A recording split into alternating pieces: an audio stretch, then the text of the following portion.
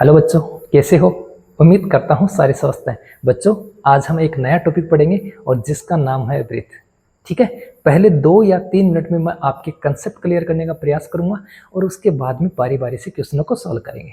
लेकिन क्वेश्चनों को सॉल्व करने से पहले मेरा बच्चों आपसे एक क्वेश्चन है, और क्वेश्चन क्या है कि ये जो ब्रीथ है इसकी परिभाषा क्या है? इसकी परिभाषा क्या है? मतलब बच्चों ब्रीथ कहते किसे हैं, ये मैं आपके जवाब की प्रतीक्षा कर रहा हूं।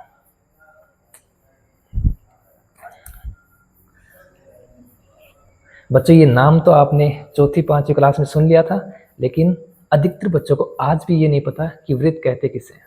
चलो मैं ही बता देता हूं कि वृत्त किसे कहते हैं। देखो, समतल में स्थित बिंदुओं का, ध्यान से समझना बच्चों, समतल में स्थित बिंदुओं का ऐसा बिंदुपथ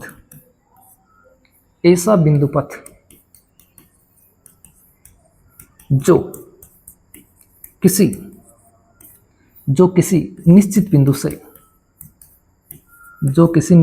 से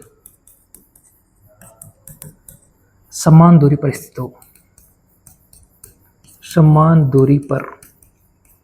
स्थित हो, क्या कहलाएगा?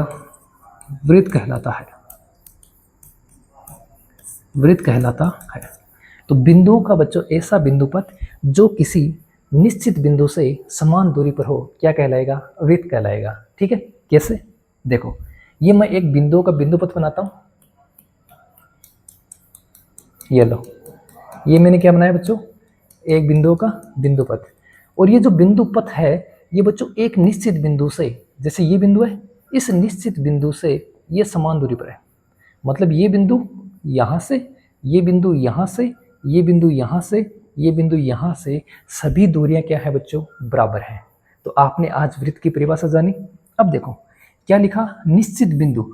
बच्चों, ये जो निश्चित बिंदु है इसे हम क्या बोलते हैं? केंद्र। इसे क्या बोलते हैं बच्चों? केंद्र। और जो ये समान दूरी है इसे हम क्या बोलते हैं बच्चों? त्रिज्या।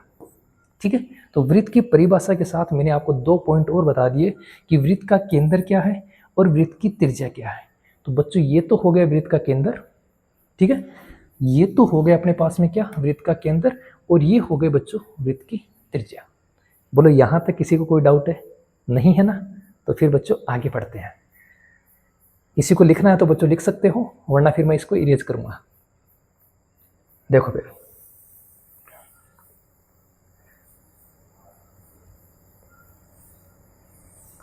अब बच्चों समझेंगे अपन क्या? पहला बिंदु हमने अभी देखा, क्या देखा? त्रिज्या। इसके बाद में बच्चों हम समझेंगे क्या? व्यास। फिर बच्चों हम क्या समझेंगे? जीवा। फिर बच्चों हम क्या समझेंगे? छेदक रेखा। फिर बच्चों हम 5वां नंबर पर क्या समझेंगे? स्पर्श रेखा। बच्चों, ये हमारे क्या है? ये हमारे इस टॉपिक के महत्वपूर्ण पॉइंट है और इन्हें जानना बहुत जरूरी है। ठीक है, तो पहले मैं प्रकार की सहायता से एक वृत्त बनाता हूं।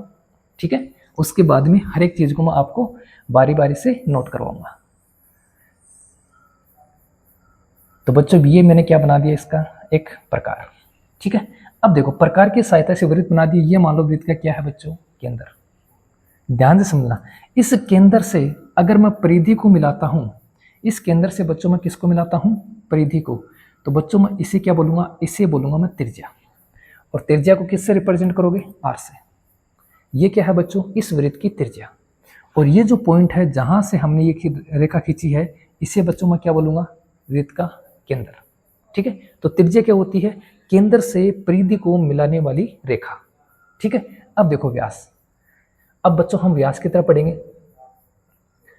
अगर मैं यहां से स्केल का यूज करूं तो मैं स्केल की यूज से बच्चों व्यास बनाने का प्रयास करता हूं।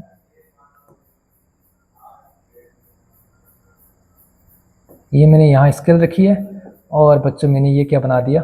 व्यास। ठीक है, अब देखो, ये अपने पास में एक त्रिज्या थी, और अगर बच्चों मैं यहां से यहां तक की बात करूं तो ये भी अपने पास में एक त्रिज्या है, और यहां से यहां तक की बात करूं तो ये भी अपने पास में क्या है? त्रिज्या। अब आप लोग ये बता सकते हो कि सर ये भी त्रिज्या और ये भी त्रिज्या, अगर मैं दो त्रिज्याओं को जोड़ता हूँ तो मेरे पास में व्यास बनता है। बोलो देखो, ये त्रिज्या और ये भी त्रिज्या, अगर इन दोनों को मैं जोड़ देता हूँ तो मेरे पास क्या बनता है? व्यास। इसका मतलब मैं व्यास की जगह ये लिख सकता हूँ r प्लस आर, और r प्लस आर का मतलब क्या हो गया? 2r। तो क्या कहेंगे बच्चों, जो व्यास है, जो व्यास होता है वो क्या होता है? त्रिज्या का 2 गुना। ठीक है ना? त्रिज्या व्यास की आधी और व्यास त्रिज्या का क्या होता है? 2 गुना होता है।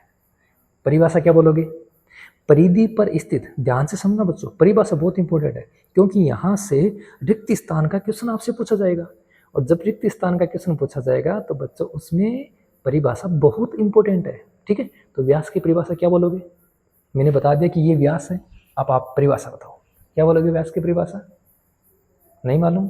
नहीं मालूम? देखो फिर, परिधि पर, ध्यान समझा, परिधि पर स्थित दो बिंदु, जैसे ए बिंदु ए और एक बिंदु क्या है? बी।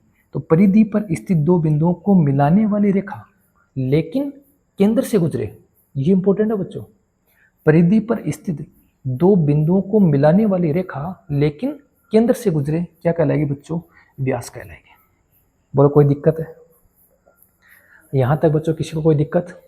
त्रिज्या केंद्र से परिधि को मिलाने वाली, व्यास परिधि पर स्थित दो बिंदुओं को मिलाने वाली रेखा लेकिन केंद्र से गुजरे। अब बात करेंगे बच्चों जीवा की। दोनों पॉइंट समझ में आ गए तो बच्चों बात करेंगे किसकी? जीवा की। तो देखो फिर मैं एक सर्किल बनाता हूँ, फिर बच्चों मैं एक सर्किल बनाता हूँ।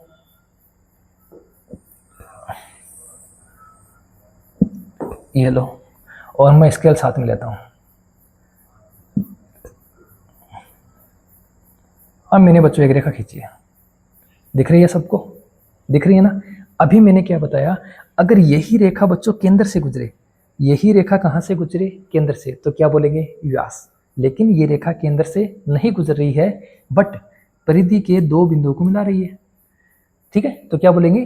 परिधि पर स्थित दो बिंदुओं को मिलाने वाली रेखा क्या कहलाएगी? जीवा। क्या बोलेंगे बच्चों? परिधि पर स्थित, परिधि पर स्थित दो बिंदुओं को, परिधि पर स्थित दो बिंदुओं को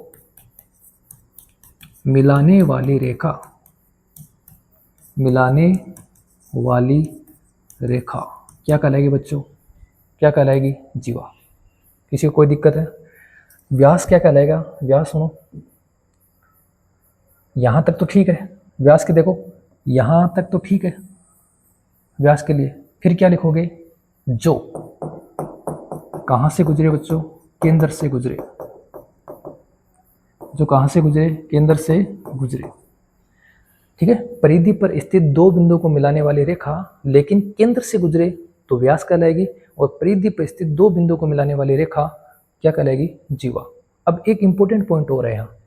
इंपॉर्टेंट पॉइंट क्या है बच्चों? जीवा और व्यास में एक संबंध है। जीवा और व्यास में क्या है? एक संबंध। और हो सकता है परीक्षा में आपसे वही पूछा जाए कि जीवा और व्यास में क्या संबंध है। तो मैं बताऊं बच्चों, सबसे बड़ी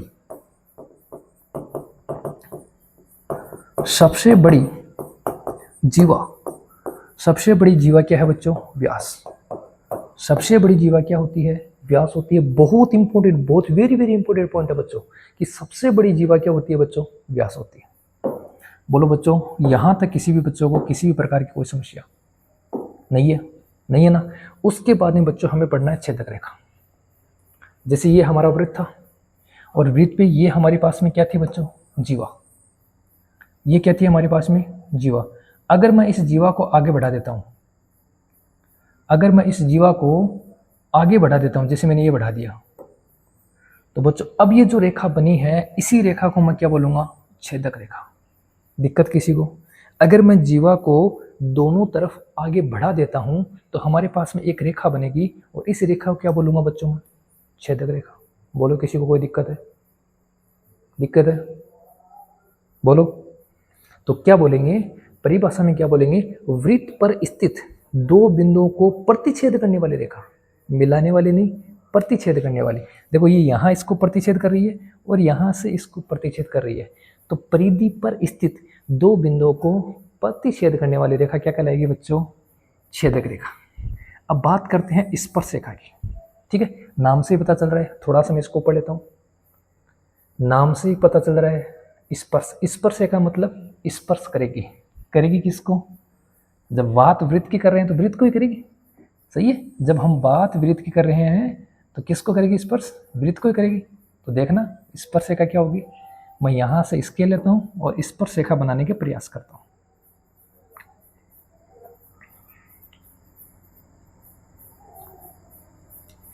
ये लो बच्चों,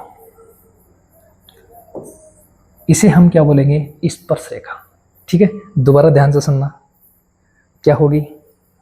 देखो, परिधि पर स्थित, ध्यान से समझना बच्चों, क्योंकि यहाँ से रिक्त स्थान का प्रश्न आता है और वहाँ से आपको कोई ना कोई परिभाषा पूछेगा।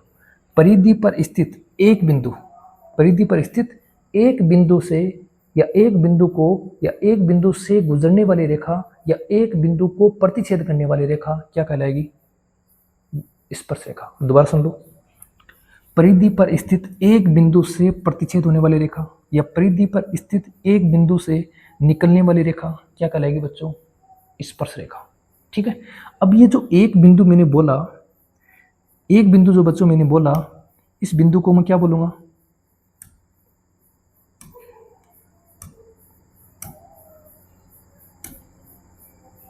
दोबारा बना रहा हूं बच्चों,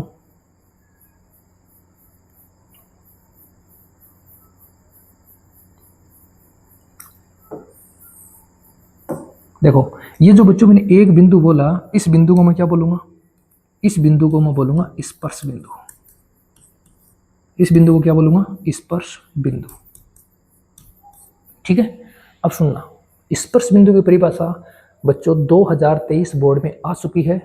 हो सकता है कोई और परिभाषा आ जाए। तो स्पर्श बिंदु की परिभाषा क्या होती है? देखो, वृत्त और स्पर्श रेखा का जो उभयनिष्ठ बिंदु है, वृत्त और स्पर्श रेखा का उभयनिष्ठ बिंदु क्या कहलाएगा बच्चों? स्पर्श बिंदु। ये परिभाषा आई हुई है। वृत्त और स्पर्श रेखा का उभयनिष्ठ बिंदु क्या कहलाएगा? वृत्त कहलाएगा। ठीक है, अब कोई आपसे पूछे कि स्पर्श रेखा कितने बिंदुओं पर स्पर्श करती है, तब आपका आंसर आएगा बच्चों एक। सिर्फ एक बिंदु पर स्पर्श करती है और इस बिंदु को हम क्या बोलेंगे? स्पर्श बिंदु बोलेंगे। कान खोल के अपने दिमाग में बच्चों अच्छी तरीके से सेट कर लेना। ठीक है, ये थी बच्चों वृत्त के बारे में थोड़ी थोड़ी बेसिक जानकारी। उम्मीद करता हूँ सारी जानकारी आपको समझ में आई होगी। 2 मिनट में बच्चों मैं इसका रिवीजन कर देता हूँ। ठीक है, देखो क्या था अपने पास में। पहली थी त्रिज्या। मैंने त्रिज्या के बारे में क्या बताया? केंद्र से परिधि को मिलाने वाली रेखा क्या कहलाएगी? त्रिज्या। ओके, व्यास के बारे में क्या बताया मैंने? व्यास के बारे में बताया परिधि पर स्थित 2 बिंदुओं को मिलाने वाली रेखा, लेकिन शर्त क्या है? केंद्र से गुजरे, क्या कहलाएगी बच्चों? व्यास। दोनों के बीच में रिलेशन क्या है? व्यास दुगुना होता है किसका? त्रिज्या का। कोई दिक्कत किसी को? फिर मैंने आपको क्या बताई? फिर मैंने बताया आपको जीवा। जीवा क्या है बच्चों? परिधि पर स्थित 2 बिंदुओं को मिलाने वाली रेखा। ठीक है, फिर मैंने व्यास और जीवा का एक रिलेशन बताया, और वो क्या था? रिलेशन था कि जो व्यास होता है वो सबसे बड़ी जीवा होती है। व्यास होता है वो सबसे बड़ी क्या होती है बच्चों? जीवा होती है। फिर मैंने आपको क्या बताया? छेदक रेखा। अगर जीवा को दोनों तरफ बढ़ाएंगे तो क्या बनेगी बच्चों? छेदक रेखा। स्पर्श रेखा के बारे में क्या बताया? वृत्त के एक बिंदु को स्पर्श करके निकलने वाली रेखा क्या कहलाएगी बच्चों? स्पर्श रेखा। फिर मैंने क्या बताया? स्पर्श बिंदु। स्पर्श बिंदु क्या है? ध्यान से समझ लेना बच्चों, वृत्त और स्पर्श रेखा का उभयनिष्ठ बिंदु क्या कहलाएगा? स्पर्श बिंदु। यहाँ तक किसी को कोई डाउट है? नहीं है? नहीं है तो बच्चों ध्यान से आगे की तरफ बढ़ते हैं।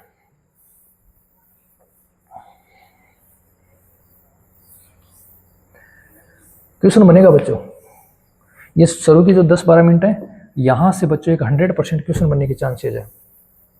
अब देखो, मैं अगेन एक वृत्त बनाता हूँ। ये मैंने एक वृत्त बनाया। ठीक है, अब बच्चों इस वृत्त का मैंने ये केंद्र ले लिया। केंद्र से मैंने क्या किया? एक त्रिज्या खींची। सही है। फिर मैंने बच्चों केंद्र से एक और त्रिज्या खींची। फिर मैंने केंद्र से और त्रिज्या खींची। इसका मतलब मैं आपको क्या समझाना चाह रहा हूं उसको समझो बच्चों। एक वृत्त में नंबर 1 त्रिज्या, नंबर 2 व्यास, नंबर 3 जीवा, नंबर 4 छेदक रेखा, नंबर 5 स्पर्श रेखा और नंबर 6 स्पर्श बिंदु। ठीक है, अब देखो मैंने इस वृत्त में बच्चों तीन त्रिज्याएं खींची हैं। इसका मतलब मैं बच्चों और भी त्रिज्याएं खींच सकता हूं। तो एक वृत्त में त्रिज्याएं कितनी होती हैं? आपका जवाब आएगा अनेक। एक वृत्त में अनेक त्रिज्याएं होती हैं। इसी बच्चों में अगर इस त्रिज्या को यहां से बढ़ा देता हूं तो ये क्या बनेगा अपने पास में? व्यास। एक वृत्त में अनेक व्यास होते हैं। इसी में जीवा की बात करूं तो मैंने यहाँ से रेखा खींची, वो भी जीवा है, यहाँ से रेखा खींची, ये भी जीवा है, यहाँ से रेखा खींची, ये भी जीवा है। तो बच्चों जीवा भी कितनी होती हैं? अनेक। अगर मैं बात करूं छेदक रेखा की तो ये भी छेदक रेखा है, ये भी छेदक रेखा है, ये भी छेदक रेखा है। तो बच्चों छेदक रेखा भी कितनी होती हैं? अनेक। स्पर्श रेखा की बात करूं तो बच्चों मैंने यहाँ से ये रेखा खींची, सॉरी ये तो क्या हो गई? छेदक रेखा। मैंने यहाँ से ये रेखा खींची, स्पर्श कर रही है स्पर्श रेखा। यहाँ से रेखा खींची, स्पर्श कर रही है स्पर्श रेखा। तो एक वृत्त पे स्पर्श रेखा भी कितनी होती है बच्चों? अनेक। और स्पर्श बिंदु, अगर इस स्पर्श रेखा का स्पर्श बिंदु ये है तो इस रेखा का स्पर्श बिंदु ये है, इधर रेखा का चुना तो स्पर्श बिंदु और आएगा। तो स्पर्श बिंदु भी क्या होते हैं? अनेक होते हैं। तो सर ये सारी ही बातें अनेक होती हैं, तो इससे हमें बताने का क्या फ़ायदा? इससे हमें बताने का क्या फ़ायदा? तो बच्चों उसको भी आप एक ध्यान से समझोगे। ठीक है, सारी बातें क्या हैं? अनेक हैं, तो बताने का फ़ायदा? तो बच्चों ध्यान से समझना, केंद्र क्या है? केंद्र क्या है बच्चों? केंद्र एक है। सब कुछ अनेक है लेकिन केंद्र क्या है? एक है। बहुत इंपॉर्टेंट बात है बच्चों, कंसेप्ट क्लियर करने का प्रयास करना। केंद्र क्या है? एक है। ठीक है, अब आगे बढ़ेंगे। अब बच्चों आगे बढ़ेंगे। देखो क्या लिखा है इसने? इसने लिखा है वृत्त की स्पर्श रेखा, जिसका जिक्र बच्चों अभी हमने किया था। क्या लिखा है? वृत्त के एक बिंदु पर एक और केवल एक स्पर्श रेखा होती है। बहुत इंपॉर्टेंट बात है। वृत्त के एक बिंदु पर, जैसे वृत्त का हमने एक बिंदु लिया एक, इस बिंदु पर सिर्फ एक स्पर्श रेखा होगी। और इस बिंदु को मैंने क्या बताया? स्पर्श बिंदु। और बिंदु से जो रेखा गुजरेगी उसे मैं क्या बोलूँगा? स्पर्श रेखा। बोलो ये लाइन कंप्लीट है। सीधी की सीधी बच्चों एनसीईआरटी से लिए सीधी की सीधी लाइन लिए मैंने। हो सकता है रिक्त स्थान में आपसे ये क्वेश्चन पूछा जा सके। वृत्त के एक बिंदु पर एक और केवल एक खाली स्थान होती है। क्या जवाब आएगा? स्पर्श रेखा। आगे बढ़े बच्चों आगे देखो। फिर इतना पढ़ने के बाद में बच्चों हम सीधा चलते हैं अपने प्रमेय पर। ठीक है, सीधा अपने किस पे चलते हैं? प्रमेय पर। प्रमेय क्या है अपनी? देखो क्या है प्रमेय? क्या है? वृत्त की स्पर्श रेखा। वृत्त की स्पर्श रेखा, वृत्त की स्पर्श रेखा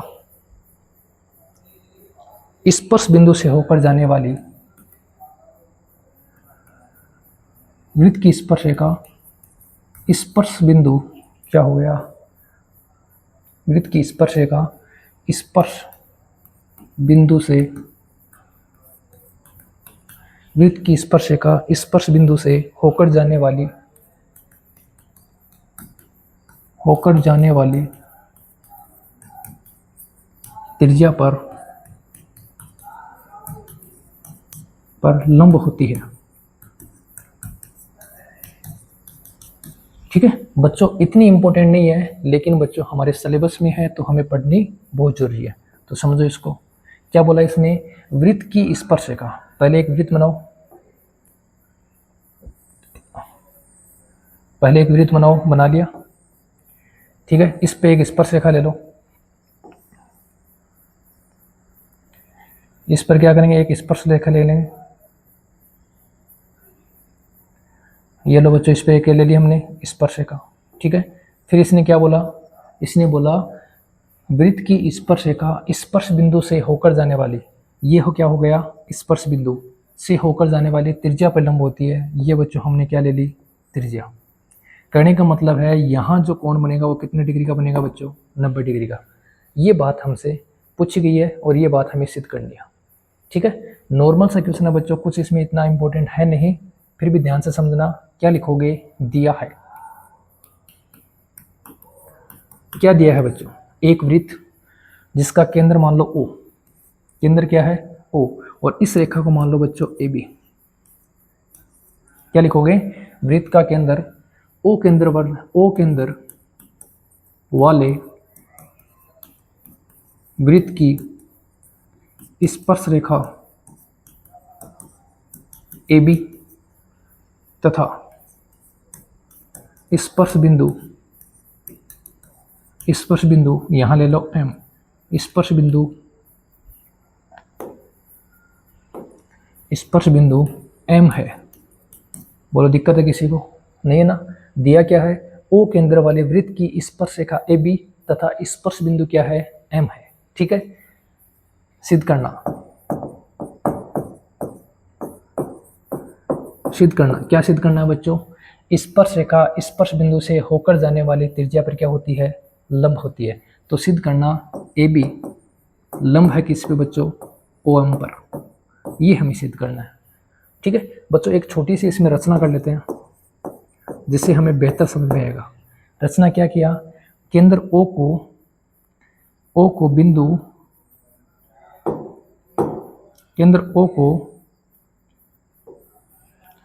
यहां ले लेते हैं बच्चों OM है, यहां ले लेते हैं ON। ये लो, रचना में क्या लिखेंगे, AB पर वृत्त के बाहर स्थित बिंदु N को O से मिलाया। O से क्या किया बच्चों, मिलाया।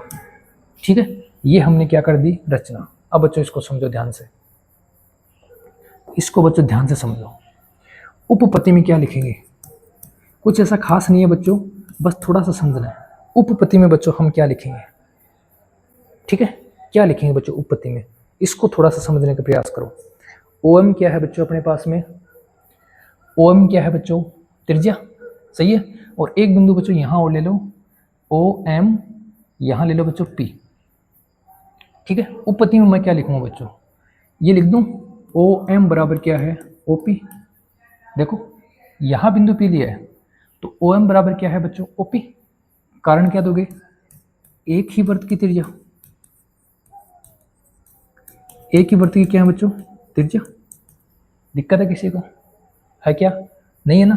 अब फिर ध्यान से समझना, मैं ये लिख सकता हूँ क्या कि OP छोटी है किससे, ON से।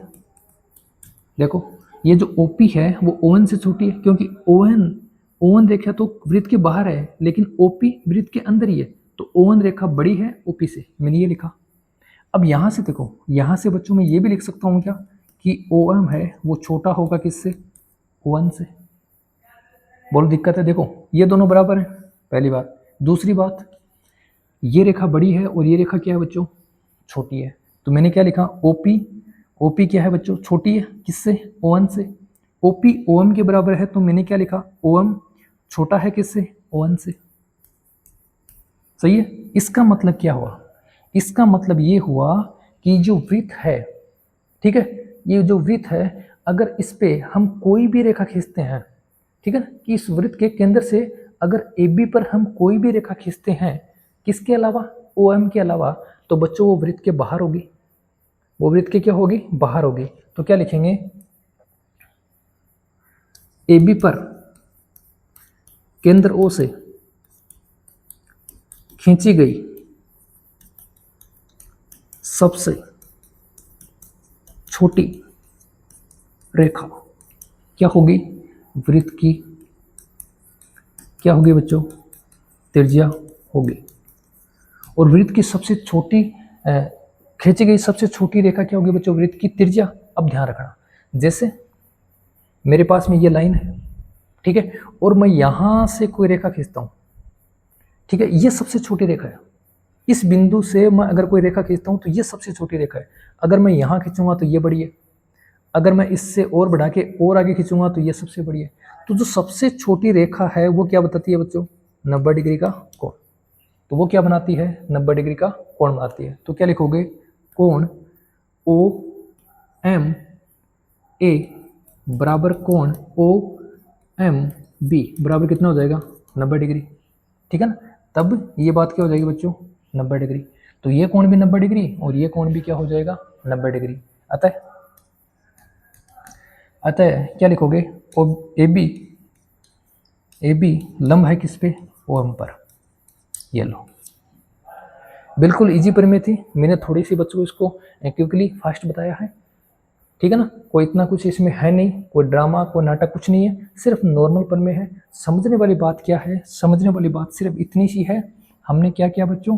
केंद्र ओ से एक रेखा ए बी को मिला, ए बी पर ओ एन खींची जो वृत्त को बिंदु पी पर प्रतिच्छेद कर रही है। साफ साफ दिख रहा है। जब ओ एम और ओ पी दोनों बराबर हैं और ये चीज़ हमें साफ साफ दिख रही है कि ओ एन बड़ी है ओ पी छोटी है, तो मैंने ये लाइन लिख दी। अब मैं बच्चों ओ पी की प्लेस पे क्या लिख सकता हूँ? ओ एम जो मैंने लिखा। अब यहाँ क्या लिखा? ए बी पर केंद्र ओ से खींची गई सबसे छोटी रेखा क्या होगी? वृत्त की त्रिज्या होगी, चाहे वो ओ पी हो चाहे वो ओ एम हो। लेकिन हमने क्या किया बच्चों? हमें तो स्पर्श रेखा से मतलब था, तो हमने इसको क्या किया? सबसे छोटी रेखा बना दिया। और सबसे छोटी रेखा क्या होगी बच्चों? क्या होगी? लंब होगी। सबसे छोटी रेखा क्या होगी? लंब होगी। तो ये दोनों कोण कितने डिग्री के बनेंगे? 90 डिग्री के। 90 डिग्री के कोण बनेंगे। अतः क्या कह सकते हैं? ये क्या होगी बच्चों? इस पर लंब होगी। ठीक है? इसी उम्मीद के साथ बच्चों, क्वेश्चन बहुत ईजी था, इसी उम्मीद के साथ मैं आगे बढ़ता हूँ और अपने क्वेश्चनों के ऊपर चर्चा करते हैं। ठीक है? लिखना चाहते हो लिख लो, वरना स्क्रीनशॉट ले लो। देखो बच्चों, ध्यान से समझना, एक वृत्त की कितनी स्पर्शरेखाएं हो सकती हैं? सिर्फ लैंग्वेज ये पूछिए कि एक वृत्त की कितनी स्पर्शरेखाएं हो सकती हैं, तो इस लैंग्वेज के अकॉर्डिंग क्या आएगा बच्चों? अनेक। ये मैं पीछे बता चुका हूं कि एक वृत्त की अनेक स्पर्शरेखाएं होती हैं, बताया था। ठीक, किसी वृत्त की स्पर्शरेखा उसे बिंदुओं पर प्रतिच्छेद करती है। स्पर्शरेखा कितने बिंदुओं पर प्रतिच्छेद करती है? तो बच्चों मैंने पीछे क्या बताया था? कितने बिंदुओं पर? एक बिंदु पर। और उस बिंदु को क्या बोलेंगे? उस बिंदु को बोलेंगे स्पर्श बिंदु। सही है?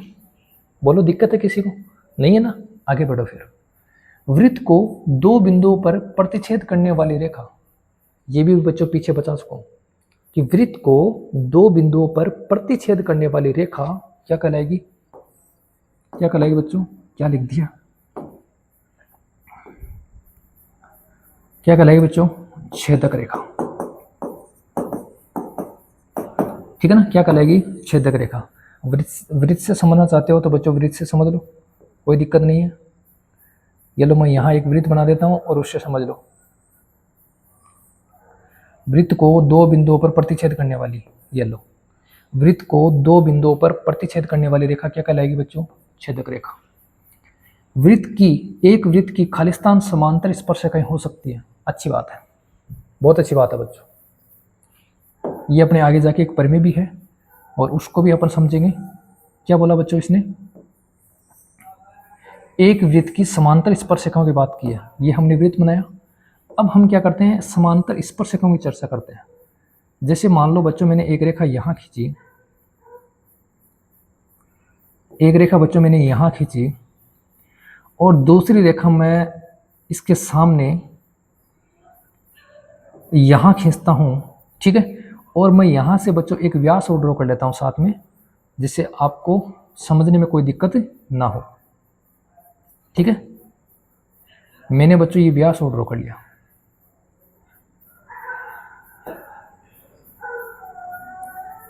देखो, ये लो, ये मैंने व्यास और ड्रॉ कर लिया। ठीक है? अब देखो, ये व्यास है। यहाँ बच्चों जो कोण बनेगा वो कितने डिग्री का बनेगा? 90। अभी तो पढ़ा था कि त्रिज्या स्पर्शरेखा पे लंब होती है। यहाँ जो कोण बनेगा वो कितने डिग्री का बनेगा? 90 डिग्री का। यहाँ वाला कोण भी 90 और यहाँ वाला कोण भी 90 डिग्री। सही है? इसका मतलब क्या हुआ कि कि ये जो व्यास है वो इस स्पर्श रेखा पे लंबवत है और ये व्यास इस स्पर्श रेखा पर भी लंबवत है। ठीक है, अगर मैं थोड़ी सी अगर मैं इस लाइन को तिरछी करूंगा तो यहाँ बच्चों कोण में क्या होगा, परिवर्तन होगा, लंबवत तो नहीं होगा। वो तो जब लंबवत नहीं होगा तो इसका मतलब बच्चों ये रेखाएं समांतर नहीं होंगी। क्या समझे, लंबवत नहीं होगा तो रेखाएं समांतर नहीं होंगी। तो मैं क्या बोल सकता हूं, एक वृत्त की दो समांतर स्पर्श रेखाएं हो सकती हैं, और वो भी कैसे, व्यास के सिरों पर खींची गई स्पर्श रेखाएं। ठीक है, क्या समझोगे, व्यास के सिरों पर खींची गई स्पर्श रेखाएं क्या हो सकती हैं बच्चों, बराबर। नहीं, क्या हो सकती हैं, समांतर। बराबर नहीं बोलना, क्योंकि व्यास के सिरों पर स्पर्श रेखाएं कभी भी बराबर नहीं होती हैं। अब मेरा आपसे क्वेश्चन ये है, तब बराबर कब होती हैं, दो स्पर्श रेखाएं बराबर कब होंगी। ठीक है ना, आपके आंसर की प्रतीक्षा कर रहा हूं, जल्दी बताना। लास्ट क्वेश्चन की तरफ चलते हैं। वृत्त तथा उसकी स्पर्श रेखा के उभयनिष्ठ बिंदु को, बच्चों ये परीक्षा 2023 में आ चुका है। ठीक है ना, वृत्त तथा उसकी स्पर्श रेखा के उभयनिष्ठ बिंदु को क्या बोलते हैं बच्चों, स्पर्श बिंदु। क्या बोलते हैं, स्पर्श बिंदु। ये था बच्चों 10.1 की प्रश्नावली का पहला और दूसरा क्वेश्चन, और उम्मीद करता हूं कि दोनों क्वेश्चन आपको बेहतर तरीके से समझ में आए होंगे। बोलो बच्चों, दोनों क्वेश्चन बेहतर तरीके से समझ में आए होंगे। इस उम्मीद के साथ बच्चों मैं अगले क्वेश्चन की तरफ बढ़ता हूं। बोलो, आप कहें तो बढ़े, वरना अगर किसी को किसी में डाउट है तो बच्चों आप दोबारा पूछ सकते हो। ठीक है, तो मैं बढ़ता हूं अगले क्वेश्चन की ओर। अगला क्वेश्चन क्या है बच्चों, अगला क्वेश्चन है हमारा कि 5 सेंटीमीटर त्रिज्या वाले एक वृत्त के बिंदु P पर स्पर्श रेखा PQ केंद्र O से जाने वाली एक रेखा से बिंदु Q इस प्रकार मिलती है कि OQ बराबर 12 सेंटीमीटर, PQ की लंबाई ज्ञात कीजिए। बच्चों अच्छा क्वेश्चन है, और ऐसा क्वेश्चन भी परीक्षा में पूछा गया है, तो क्वेश्चन को बच्चों ध्यान से समझने का प्रयास करना। देखो, ये मैंने एक सर्किल बना दिया, ठीक है, और सर्किल से मैंने क्या कर दिया बच्चों, एक स्पर्श रेखा बना दी।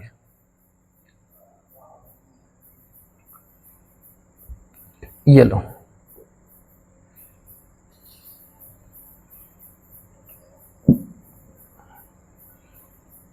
ये मैंने क्या बना दिया बच्चों, स्पर्श रेखा।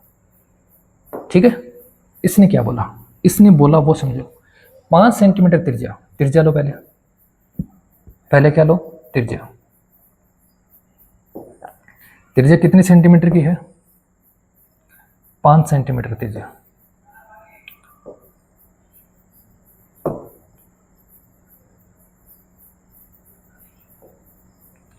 ये लो बच्चों, मैंने क्या बना दी, त्रिज्या। इस त्रिज्या की लंबाई कितनी है बच्चों, 5 सेंटीमीटर, 5 सेंटीमीटर। ठीक है, केंद्र क्या है, O। फिर देखो, 5 सेमी त्रिज्या वाले एक वृत्त के बिंदु P, इस वृत्त के बिंदु P पर स्पर्श रेखा PQ, स्पर्श रेखा PQ केंद्र O से जाने वाली एक रेखा से बिंदु Q पर इस प्रकार मिलती है कि OQ कौन सी है बच्चों, देखो ये रही OQ, बनाओ, मिलाओ OQ को।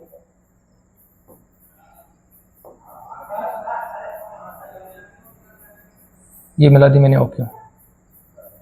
ठीक है, ये लो, OQ बराबर कितनी है बच्चों, 12 सेंटीमीटर। हमसे क्या पूछा है, हमसे बच्चों PQ की लंबाई पूछी है। अच्छा क्वेश्चन है, इंपोर्टेंट क्वेश्चन है बच्चों, इस प्रकार का क्वेश्चन परीक्षा में आ चुका है।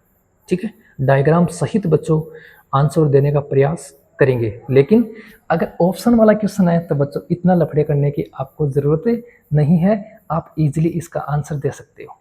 अब ध्यान से समझना, इसमें मैं क्या लिख रहा हूँ उसको ध्यान से समझना। मैं बच्चों लिख रहा हूँ OP, जो लंब होती है बच्चों किस पे, PQ पे। बोलो कोई दिक्कत है किसी को, OP किस पे लंब है, PQ पे। कारण क्या लिखोगे, त्रिज्या स्पर्श रेखा पर, त्रिज्या स्पर्श रेखा पर क्या होती है बच्चों, स्पर्श रेखा पर लंब होती है। त्रिज्या स्पर्श रेखा पे क्या होती है बच्चों? लंब। अगर त्रिज्या स्पर्श रेखा पे लंब है, इसका मतलब ओ पी क्यू बराबर कितनी डिग्री है बच्चों? 90 डिग्री। तो मैं क्या कह सकता हूँ? मैं कह सकता हूँ कि त्रिभुज ओ पी क्यू एक समकोण त्रिभुज है। क्या है बच्चों? एक समकोण त्रिभुज। बोलो यहाँ तक किसी को कोई दिक्कत है?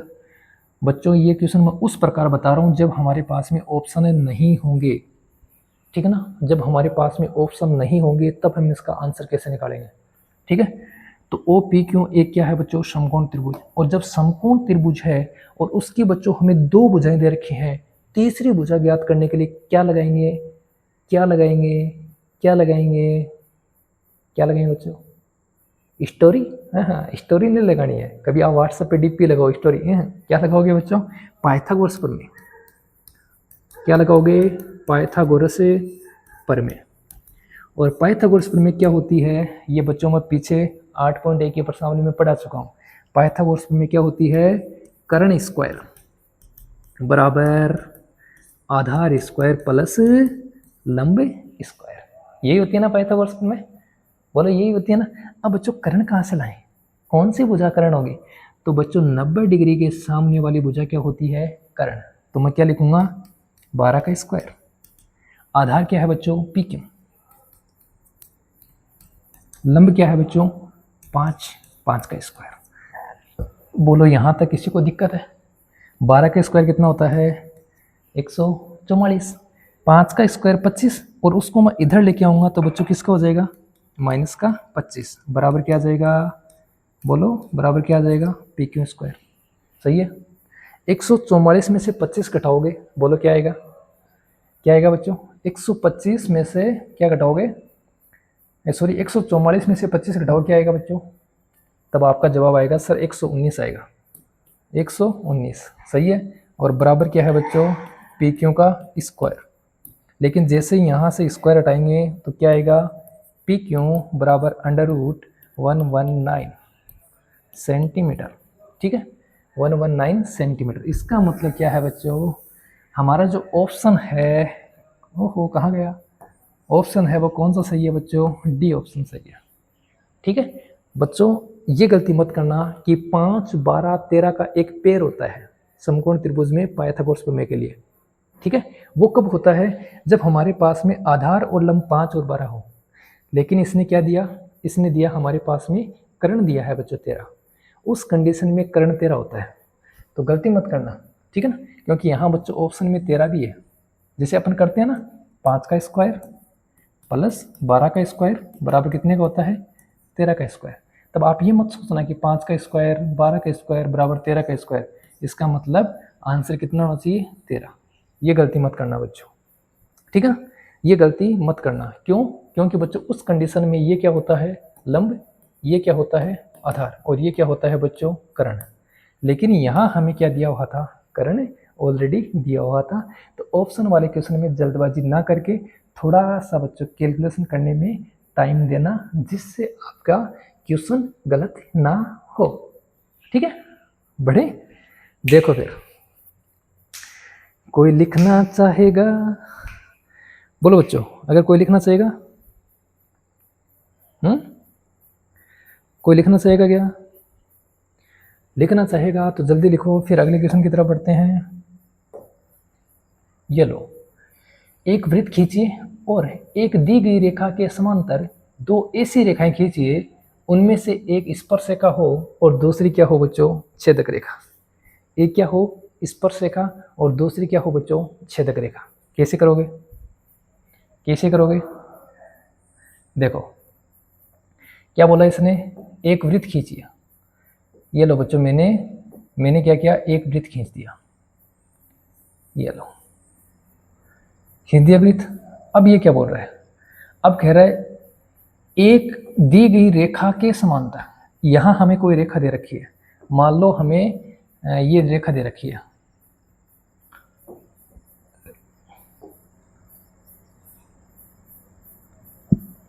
ये मान लो बच्चों हमें कोई रेखा दे रखी है। इस रेखा के समांतर हमें क्या करनी है? इस रेखा के समांतर एक स्पर्श रेखा और दूसरी हमें क्या करनी है बच्चों, छेदक रेखा खींचनी है। ठीक है, तो पहले बच्चों हम क्या करते हैं, स्पर्श बिंदु लाते हैं। पहले हम क्या करते हैं, स्पर्श बिंदु लेते हैं। कैसे लेके आओगे, कैसे लेके आओगे बच्चों, ठीक है, प्रकार को क्या करोगे, थोड़ा सा ज़्यादा खोल लो। ठीक है, हालांकि बच्चों यहाँ प्रकार हिलेगा तो ये मत समझना कि सर आप ये क्या कर रहे हो, थोड़ा प्रकार हिलेगा बच्चों, थोड़ा सा और खोल लो। ठीक है, और इसको घुमाने का प्रयास करो, थोड़ा सा प्रकार और खोलेंगे बच्चों, जिससे ये रेखा बढ़िया सेट हो। ये लो, यहाँ हमने प्रकार खोल लिया।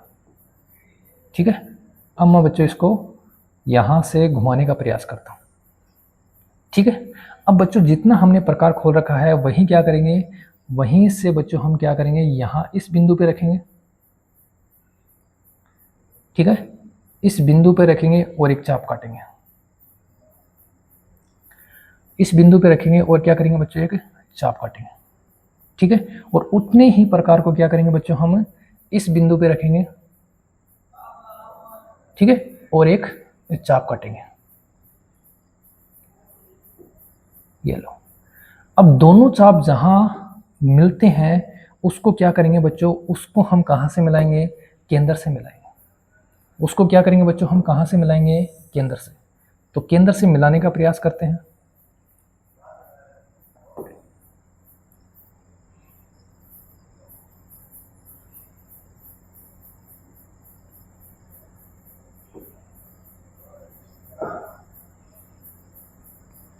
ये लो बच्चों, उसको हमने क्या किया, केंद्र से मिला दिया। ठीक है, कोई दिक्कत है किसी को, बोलो, किसी को कोई दिक्कत है बच्चों, मेरे हिसाब से नहीं होनी चाहिए। मेरे हिसाब से जो एक्स्ट्रा चाप है बच्चों उसको हम थोड़ा थोड़े हटा देंगे। ठीक है, जो एक्स्ट्रा चाप आ रहे हैं उसको हम थोड़े थोड़े हटा देंगे। ये लो, ठीक है, बोलो यहाँ तक किसी को कोई दिक्कत है, नहीं है, नहीं है ना, यहाँ तक बच्चों किसी को दिक्कत है, नहीं है ना, नहीं है तो फिर आगे बढ़ते हैं।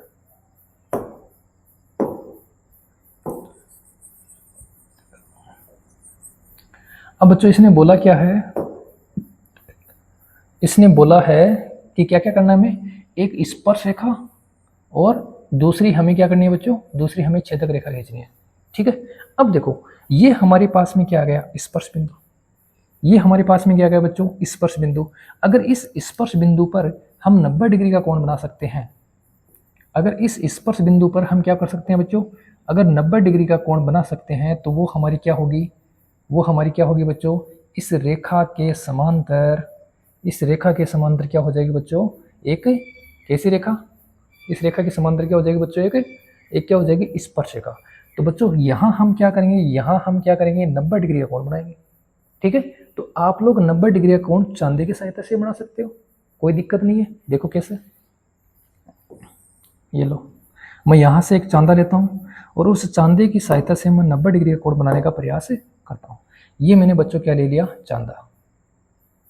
ठीक है, थोड़ा सा मैं इसको रोटेट करता हूँ और मैं इसको इस रेखा पे रखने का प्रयास करता हूँ। ठीक है, और ये हमारा क्या है बच्चों, 90 डिग्री का कोण। देखो ये हमारा क्या है बच्चों,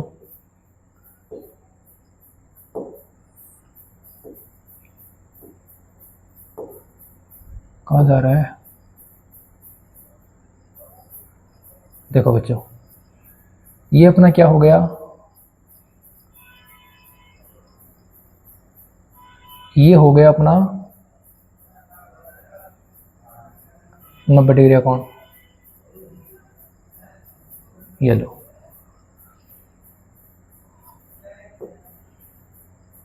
ये क्या हो रहा है,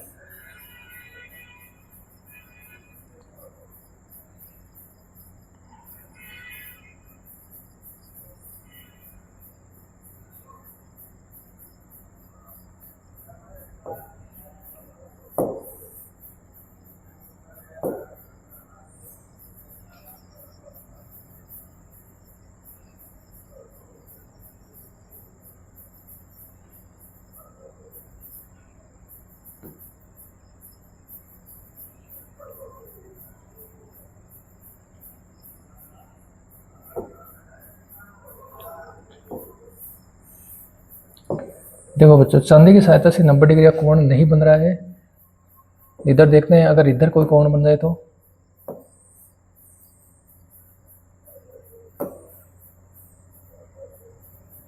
देखो फिर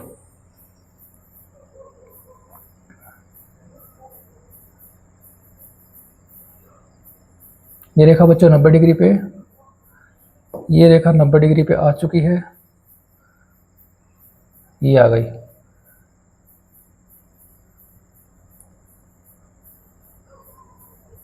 ठीक है, ये लो, ये बच्चों हमने क्या कर दिया, 90 डिग्री का कोण बना दिया।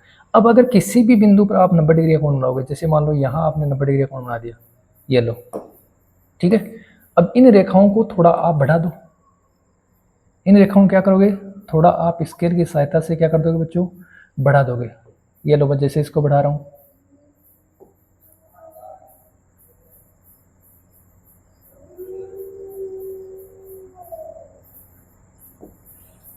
ठीक है, ऐसे ही बच्चों में इस रेखा को भी क्या करूंगा, थोड़ा बढ़ा दूंगा।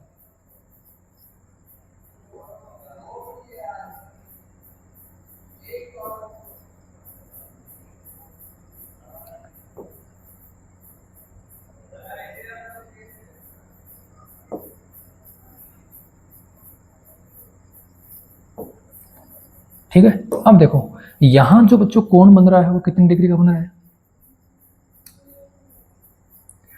यहां जो कोण बन रहा है वो कितने डिग्री का बन रहा है, 90 डिग्री का। और यहां जो कोण बन रहा है वो कितने डिग्री का, 90 डिग्री का। ये जो रेखा है वो कैसी रेखा है, स्पर्श रेखा। और ये जो रेखा है वो कैसी रेखा है बच्चों, छेदक रेखा। तो आप लोग इस प्रकार इस डायग्राम को बना सकते हो।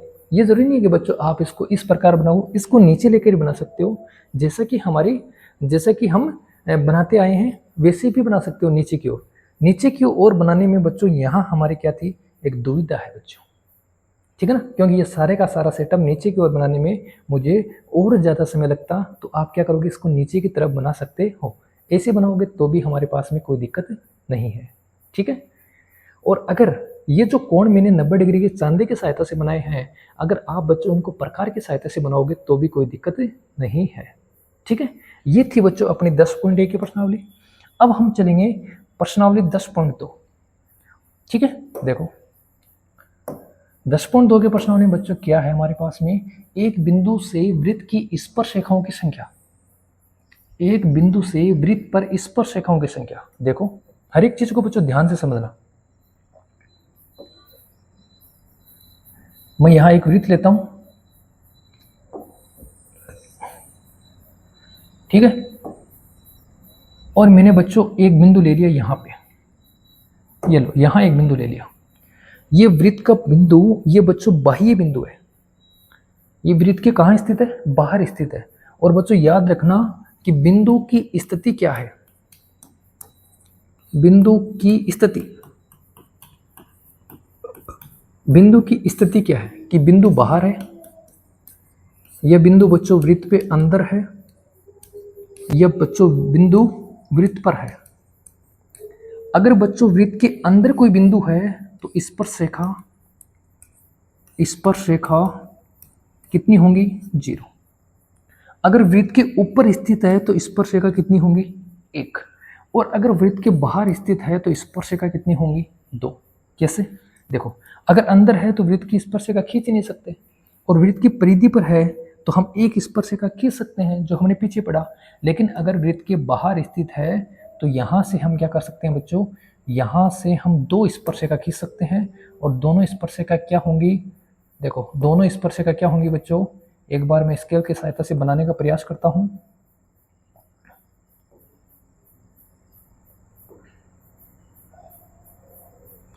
देखो एक स्पर्श रेखा बच्चों ये हो गई,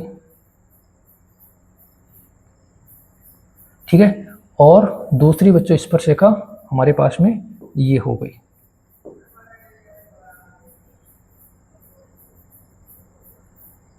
ये लो, ठीक है। अगर बच्चों वृत्त के बाहर कोई बिंदु स्थित है तो वहां से हम कितनी स्पर्श रेखा खींच सकते हैं, 2 स्पर्श रेखा। और उसके साथ में इंपोर्टेंट क्या है, इंपोर्टेंट ये है बच्चों कि ये दोनों स्पर्श रेखा क्या होंगी बच्चों, बराबर होंगी।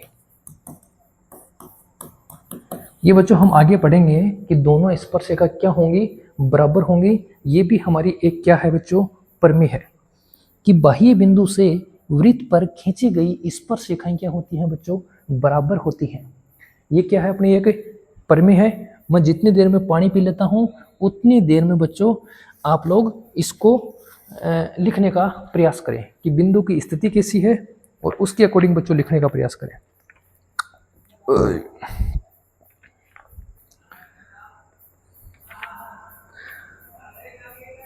ठीक है, लिखा बच्चों आपने। अब देखो हम इसी प्रमेय को बच्चों सिद्ध करने का प्रयास करते हैं। कौन सी प्रमेय को बच्चों, कि बाह्य बिंदु से वृत्त पर खींची गई स्पर्शरेखाएं क्या होती हैं, बराबर। ये आपके प्रमेय है और इसी प्रमेय को बच्चों हम क्या करेंगे, अभी सिद्ध करेंगे। देखो पहले प्रमेय नोट करते हैं। क्या प्रमेय है बच्चों, प्रमेय है बाह्य बिंदु से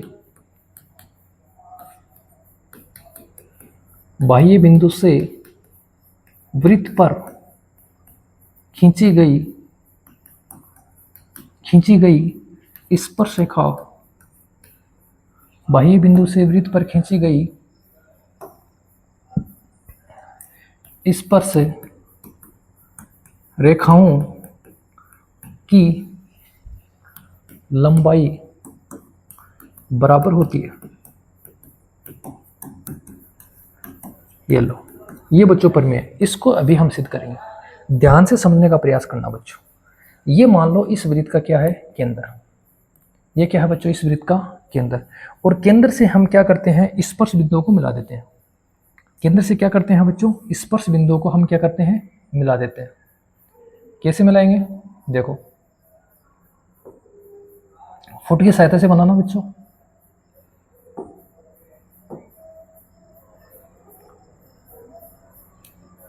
ये लो, इसको मिला दिया, ठीक है। और बच्चों हम इसको भी मिला देते हैं।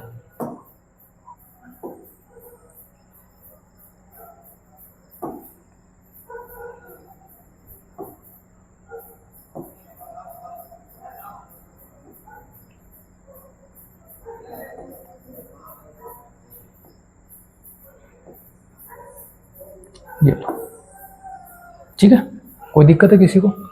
अब बच्चों मैं इसका नाम दे रहा हूं, ये बिंदु मान लो P, ये बिंदु P मान लो, इस बिंदु को मान लो बच्चों M, इस बिंदु को मान लो N और इस बिंदु को मान लो बच्चों केंद्र O। ठीक है, अब हमें सिद्ध क्या करना है, अब हमें सिद्ध करना है कि ये जो बाह्य बिंदु है, इस बिंदु से हमने इस वृत्त पर जो स्पर्शरेखाएं खींची हैं, एक तो है PM और दूसरी क्या है बच्चों PN, ये दोनों बराबर हैं। करने का मतलब PM किसके बराबर होनी चाहिए, PN के। ये बच्चों हमें क्या करना है, सिद्ध करना है। ठीक है, ये हमें सिद्ध करना। दिया क्या है वो लिखते हैं पहले। दिया क्या दिया है, O केंद्र वाले वृत्त। देखो जो हमने चित्र बनाया है वैसे लिखना है। O केंद्र वाले वृत्त पर स्पर्श रेखा PM तथा PN है। क्या लिखा हमने, दिया है कि O केंद्र वाले वृत्त पर स्पर्शरेखा क्या है बच्चों, PM और PN। ठीक है, अब देखो, तूने मुझे चुन लिया तू भी हूं मैं चुन। देखो बच्चों, सिद्ध करना, सिद्ध क्या करना है, सिद्ध करना है कि जो दोनों स्पर्शरेखाएं हैं वो क्या होती हैं बच्चों, बराबर। ठीक है, अब क्या करेंगे बच्चों, एक रचना करते हैं छोटी सी।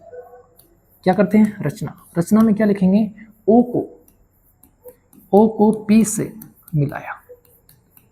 O को क्या किया बच्चों, P से मिलाया। ठीक है, मतलब हमने O को क्या कर दिया बच्चों, P से मिला दिया। मिला दें क्या, बोलो मिला दे।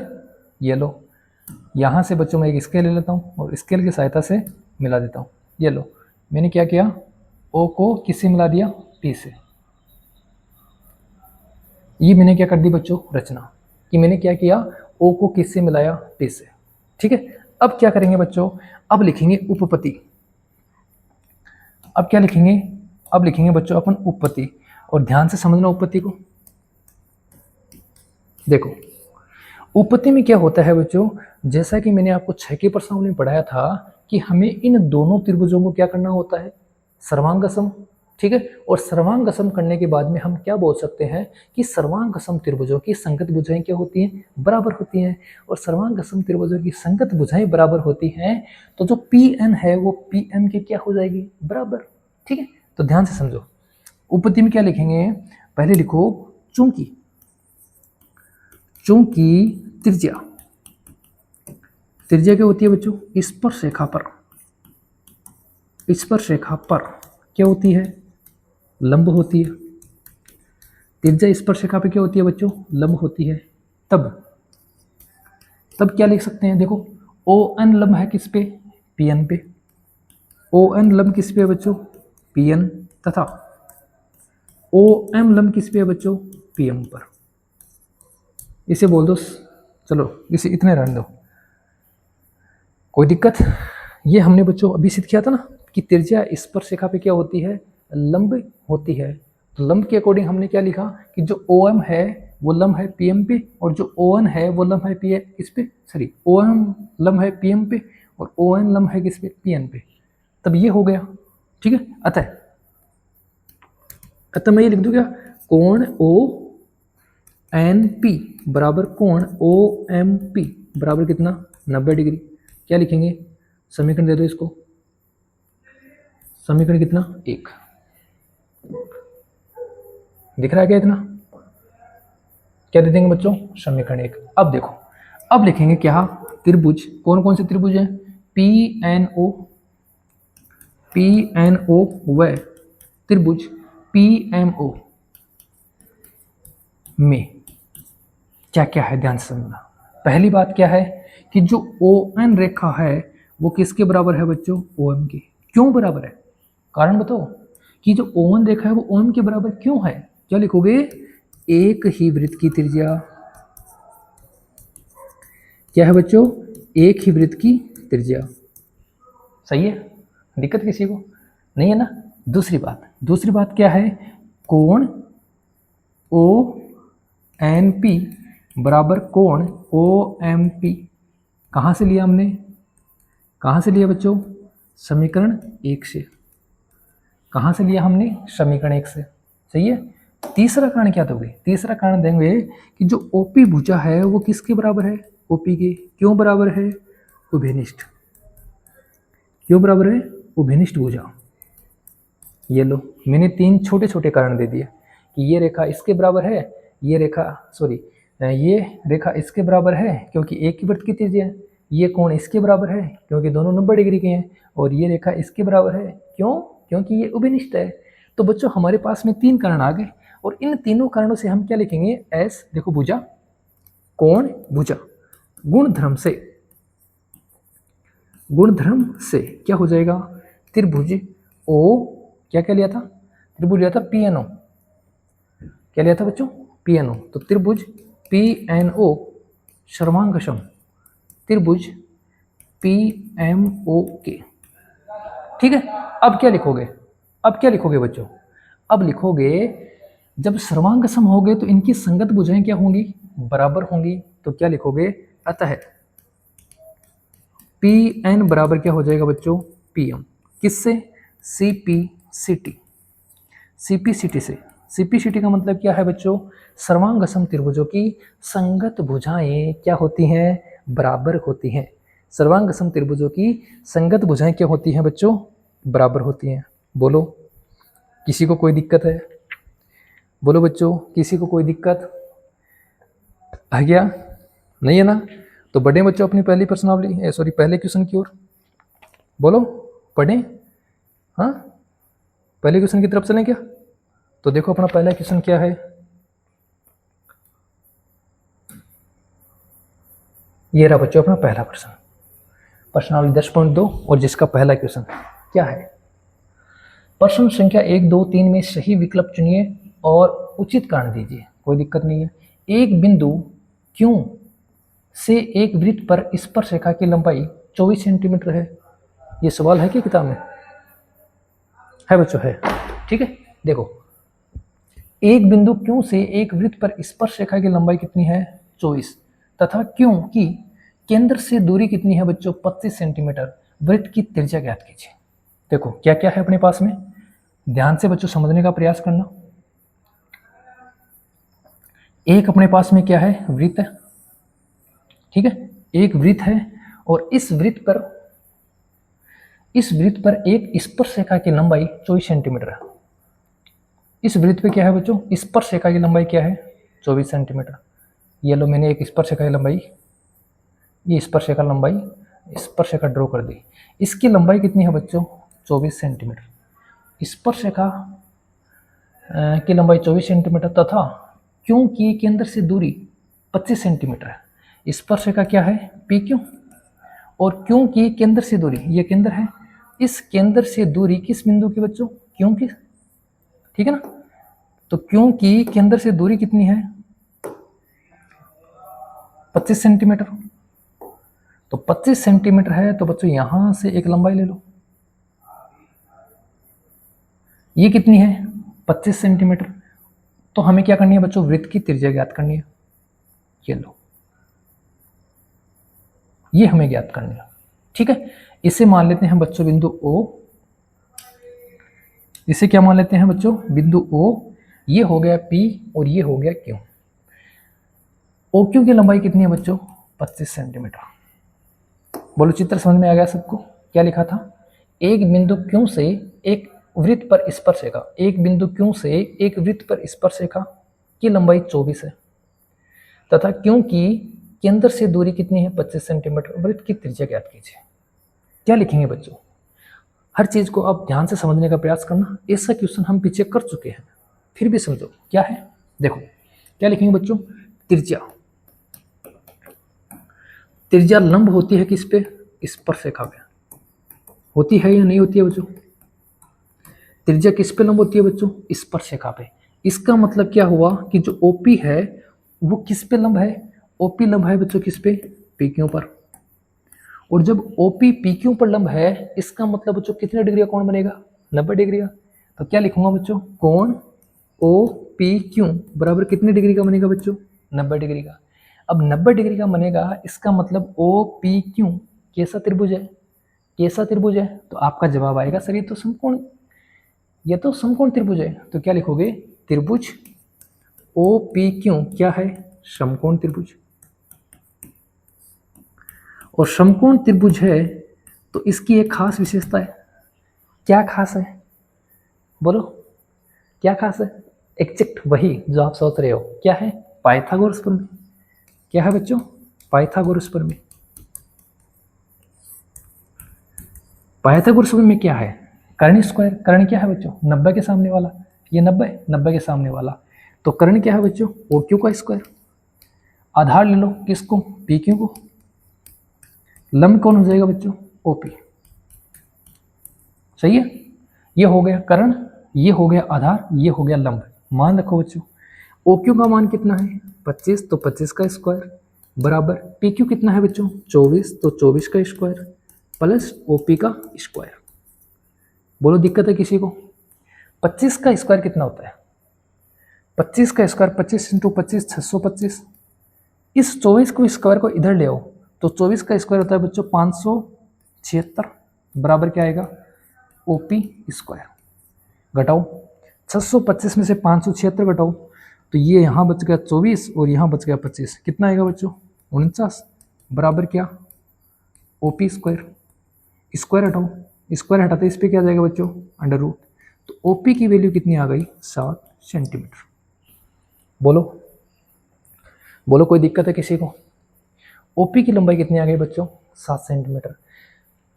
क्वेश्चन बहुत अच्छा है, ऐसा क्वेश्चन बच्चों परीक्षा में आ चुका है और मैं आपको बता दूं कि ऐसा क्वेश्चन हमारे परीक्षा में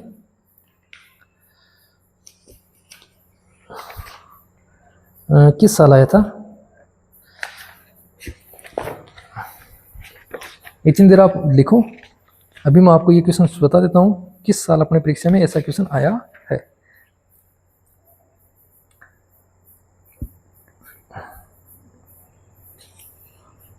लिखो थोड़ा जल्दी लिखो।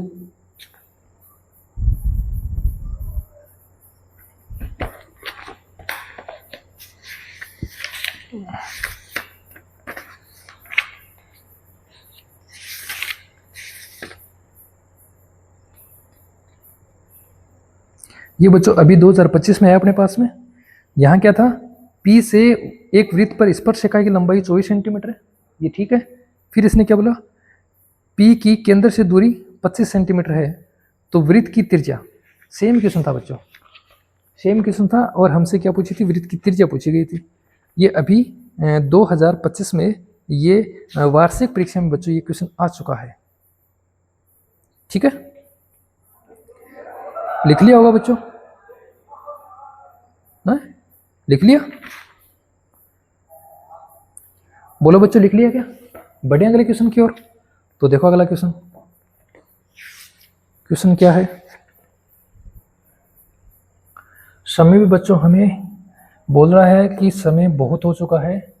देखो बच्चों इस बार तो हमने चित्र भी बना दिया। क्या लिखा है, आकृति में टीपी और टी क्यू, टीपी और टी क्यू क्या है बच्चों, ओ केंद्र वाले वृत्त की दो स्पर्श रेखाएं।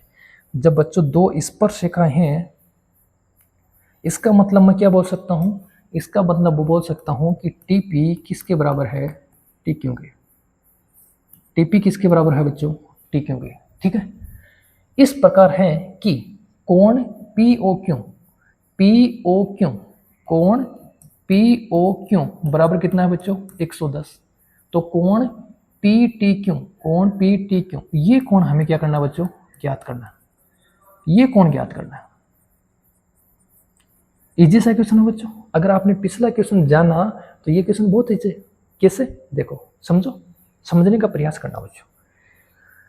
देखो क्या क्या है बच्चों हमारे पास में, एक तो टीपी, वो है टी क्यू, क्या है बच्चों, स्पर्श रेखा है, स्पर्श रेखा है। तब बच्चों मैं क्या लिख रहा हूं, ध्यान समझना, ओ पी टी बराबर, सॉरी कोण ओ पी टी बराबर ओ क्यू टी बराबर बच्चों कितने डिग्री का, 90 डिग्री का। देखो ये स्पर्श रेखा है, इसका मतलब ये जो कोण है, ये कोण, ये जो कोण है बच्चों, वो ये कोण, ये दोनों कोण कितने डिग्री के होंगे, 90 डिग्री के। क्यों होंगे, क्यों लिखोगे कि त्रिज्या लंब किस पे, स्पर्श रेखा पे, त्रिज्या लंब किस पे बच्चों, स्पर्श रेखा पे, दे दिया कारण, ठीक है। अब समझो, अब बच्चों ये क्या है, देखो ओ पी टी क्यू एक चतुर्भुज है क्या, है क्या बोलो, चतुर्भुज है क्या? देखो ये चतुर्भुज है क्या, थोड़ा बड़ा करूं क्या, देखो बोलो ये एक चतुर्भुज है या नहीं है ना, ठीक है चतुर्भुज है।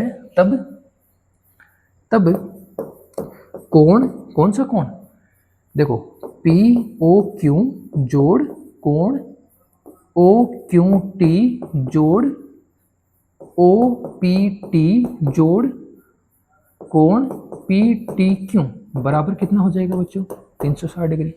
कि चतुर्भुज के जो चारों कोण होते हैं, ये और ये, इन चारों कोणों का योग कितना होता है बच्चों, 360 डिग्री। किसी को कोई दिक्कत है, नहीं है? अब देखो कोण पी ओ क्यू कितना दे रखा है, पी ओ क्यू दे रखा है हमें 110, रख दो। ओ क्यू टी कितना हो गया, 90। ओ पी टी कितना हो गया बच्चों, 90 प्लस कोण पी टी क्यू, ये जो हमें ज्ञात करना है बराबर कितना हो गया बच्चों, 360। इन तीनों को जोड़ो तो ये हो गया 110 और 90, 290। तो मैं ये लिख सकता हूं 290 प्लस कोण पी टी क्यू बराबर कितना हो जाएगा, 360।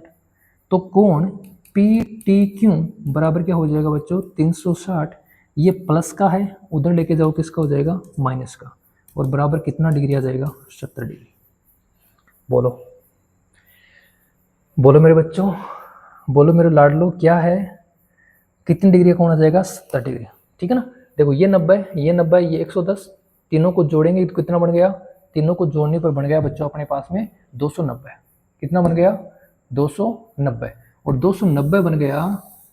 इसका मतलब क्या हुआ, चतुर्भुज के चारों कोणों का योग कितना होता है, 360। 360 में से कितना घटा देंगे, 290, तो हमारे पास में क्या बचेगा बच्चों, हमारे पास में बचेगा 70 डिग्री, ठीक है। बोलो बोलो बच्चों, आप कहें तो एक क्वेश्चन और कर लें, जिससे आगे वाले जो हमारा वीडियो होगा जो लेक्चर होगा उसमें आपको परेशानी ना हो। तो देखो बच्चों फिर अगला क्वेश्चन क्या लिखा है, यदि एक बिंदु P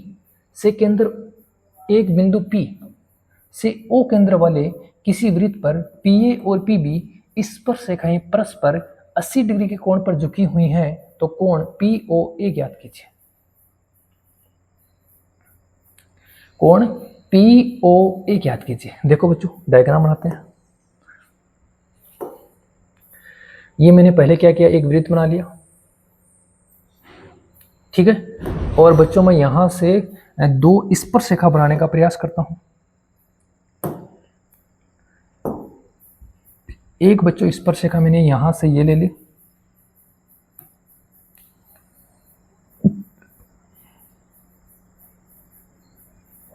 ठीक है। और एक बच्चों मैंने स्पर्शरेखा यहां से ये ले ली, और दोनों स्पर्शरेखा को बच्चों मैंने क्या किया, केंद्र से मिलाने का प्रयास किया इस प्रकार।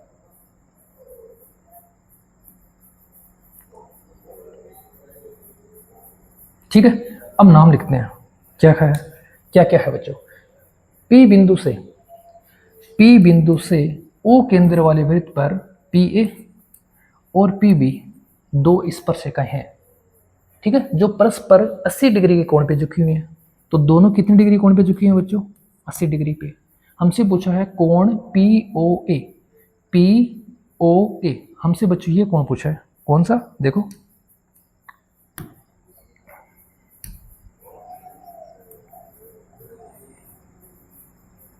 हमसे बच्चों कोण पूछा है POA, ये कोण, कि ये कोण कितनी डिग्री का है, ये बच्चों हमसे पूछा गया, ठीक है। कैसे करेंगे, थोड़ा सा मैं आपकी हेल्प कर देता हूँ। देखो हमने क्या किया था कि बाह्य बिंदु से वृत्त पर खींची गई स्पर्शरेखाओं की लंबाई बराबर होती है, कहा था ना। जब ये रेखा इस रेखा के बराबर है, ये त्रिज्या है, ये त्रिज्या है, ये उभयनिष्ठ भुजा है, इसका मतलब बच्चों ये त्रिभुज इस त्रिभुज के सर्वांगसम है या नहीं है। और जब सर्वांगसम है तो इनके संगत कोण क्या होंगे बच्चों, बराबर होंगे। देखो क्या क्या लिखेंगे, लिखेंगे त्रिभुज POB व त्रिभुज POA में क्या क्या है ध्यान समझना। OB बराबर OA, क्या लिखोगे, A की वृत्त की त्रिज्या, A की वृत्त की क्या है बच्चों ये त्रिज्या, ठीक है। दूसरा क्या लिखोगे, PB बराबर PA, PB बराबर क्या है बच्चों PA, क्या लिखोगे, बाह्य बिंदु से वृत्त पर खींची गई स्पर्शरेखा क्या होती है बच्चों, बराबर होती है, बराबर होती है, ठीक है। तीसरा कारण क्या दोगे कि OP है वो किसके बराबर बच्चों, OP के, क्या लिखोगे, उभयनिष्ठ है, उभयनिष्ठ है। इसका मतलब देखो ये भुजा और ये भुजा तीनों ही क्या है बच्चों, भुजा बराबर है, तो क्या लिखोगे S गुणधर्म से क्या हो जाएगा, त्रिभुज, कौन सा त्रिभुज, POB सर्वांगसम हो जाएगा बच्चों किसके, त्रिभुज POA के। और सर्वांगसम त्रिभुजों के संगत कोण और संगत भुजाएं क्या होती हैं, बराबर होती हैं। तो क्या लिखोगे, कोण BPO बराबर कोण APO बराबर 80/2 बराबर कितना जाएगा बच्चों, 40 डिग्री। इसका मतलब ये कोण कितनी डिग्री, 40, और ये कोण कितनी डिग्री, 40। अब हमारे पास में बच्चों एक त्रिभुज है, हमारे क्या पास में क्या है बच्चों, ये त्रिभुज है, ठीक है। इस त्रिभुज में ये कोण कितनी डिग्री का है, 40 का, ये कोण कितनी डिग्री का है, 90 का। तो ये कोण हम आसानी से ज्ञात कर सकते हैं। अब क्या लिखोगे, समकोण त्रिभुज कौन सा, PAO में कोण OPA प्लस कोण PAO प्लस कोण, कौन सा पूछा था हमें, कौन सा पूछा बच्चों, कोण POA, POA बराबर कितना हो जाएगा 180 डिग्री, क्योंकि त्रिभुज के तीनों कोणों का योग कितना होता है बच्चों 180 डिग्री, ठीक है ना। त्रिभुज के तीनों कोणों का योग कितना होता है 180 डिग्री। इसका मान कितना है, इसका मान है हमारे पास में 40 प्लस 90 प्लस कोण POA बराबर कितना आ जाएगा 180। 40 और 90 कितने हो गए 130, तो कोण POA बराबर 180 माइनस 130 बराबर कितना आ जाएगा बच्चों 50 डिग्री, ठीक है। तो अपना कौन सा ऑप्शन सही है, अपना बच्चों ऑप्शन सही है पहला, कितने डिग्री 50 डिग्री। अगर बच्चों हमें सिर्फ ऑप्शन सही करना होता तो बच्चों हम इतनी माथापच्ची करके लिखने की ज़रूरत नहीं है। अगर ऑप्शन वाला क्वेश्चन आएगा तो हम क्या करेंगे, हम डायरेक्ट यहाँ आएंगे कि ये 90 डिग्री, ये 90 डिग्री, ये भुजा इस भुजा के बराबर, ये त्रिज्या इस त्रिज्या के बराबर, इसका मतलब दोनों त्रिभुज सर्वांगसम, सर्वांगसम इसका मतलब ये 40 और ये भी 40, दोनों कितने कितने 40 40, ये 40 ये 90 130, तो ये कितना बचेगा बच्चों 50। ओके, उम्मीद करता हूँ बच्चों ये क्वेश्चंस आपको समझ में आया होगा। नेक्स्ट वीडियो में 10.2 की प्रश्नावली के जितने भी क्वेश्चन हैं सभी क्वेश्चनों को बच्चों एक ही वीडियो में सोल्व करने का प्रयास करेंगे, ठीक है। इस टॉपिक के साथ आज हम आपसे विदा लेते हैं, कल मिलेंगे इसी टाइम 8 बजे, उसके लिए जय हिंद, धन्यवाद।